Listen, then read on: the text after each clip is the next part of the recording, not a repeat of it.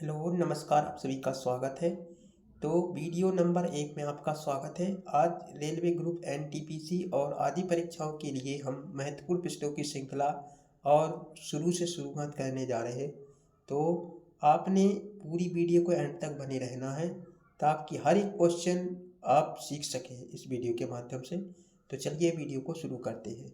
आपका जो पहला क्वेश्चन है, नर्मदा नदी कहाँ से निकलती है? तो नर्मदा नदी जो निकलती है वो निकलती है आपकी अमरकंटक की पहाड़ियों से। इसका राइट आंसर अमरकंटक की पहाड़ियों से हो जाएगा। अगला क्वेश्चन है, सिंधु नदी की सबसे बड़ी सहायक नदी कौन सी है? सिंधु नदी की सहायक सबसे बड़ी नदी है तो वो इसका राइट आंसर हो जाएगा चिनाब नदी। तो यह पूछा गया था एसएससी जीडी 23 जनवरी 2000 दूसरी शिफ्ट को यह सवाल पूछा गया था। अगला क्वेश्चन है, प्राचीन काल में नदी दक्षिण का क्षेत्र मगध के नाम से जाना जाता था, तो उसका नाम बताना क्या था? तो उसका नाम था गंगा। तो इसका राइट आंसर गंगा हो जाएगा। चलिए दूसरे प्रश्न को ओर चलते हैं। भारत की सबसे बड़ी प्रायद्वीपीय नदी कौन सी है? तो वो है गोदावरी नदी।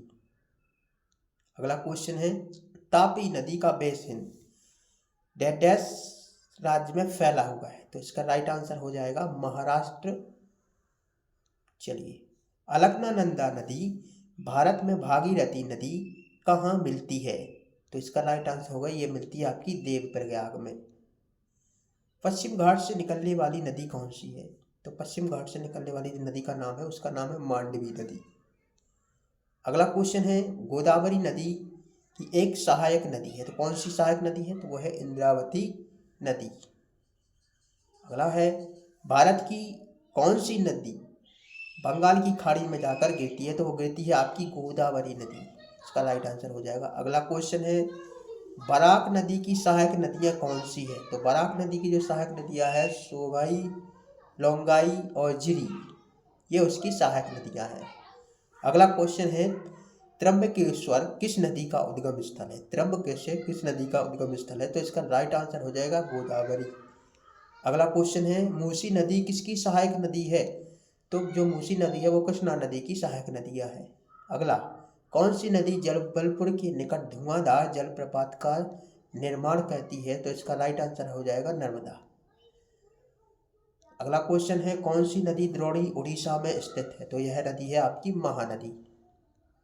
अगला क्वेश्चन है, गंगा का मैदान किन दो नदियों के बीच फैला हुआ है? तो इसका राइट आंसर घाघरा और तिस्ता। किस नदी को व्यर्थ की नदी कहा जाता है? तो इसको कहा जाता है झेलम की नदी। अगला क्वेश्चन है, अरुणाचल भारत में ब्रह्मपुत्र किस राज्य में प्रवेश करती है? तो ये इसका राइट आंसर हो जाएगा अरुणाचल प्रदेश। अगला क्वेश्चन है, अरुणाचल प्रदेश में ब्रह्मपुत्र नदी को क्या कहा जाता है? तो इसका राइट आंसर होगा बिहांग। अमरकंटक से कौन सी नदी निकलती है? तो अमरकंटक से जो नदी निकलती है उसका नाम है नर्मदा और सोन। अगला क्वेश्चन है, लोक पावनी और भावनी किसकी सहायक नदियां हैं? तो इसका राइट आंसर हो जाएगा, ये आपका बहुत इंपॉर्टेंट सवाल है, कावेरी। आरआरबी ग्रुप डी 2022 में पूछा गया था यह प्रश्न है।